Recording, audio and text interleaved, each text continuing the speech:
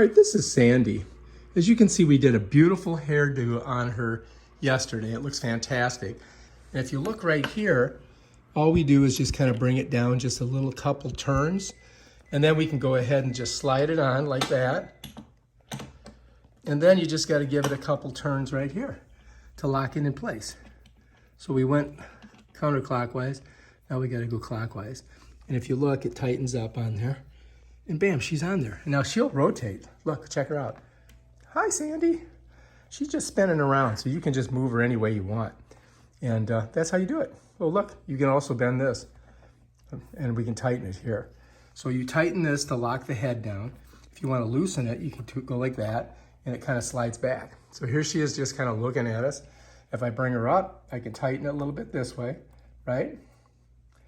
And then I can change the attitude of the head. You can move it forward, you can move it to the side, you can move it this way, you can move it back, right?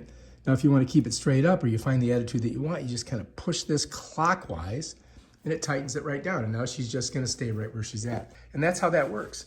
Bam. All right, if you like this video, subscribe to my channel and check out my other awesome videos on Sandy and her hairdo.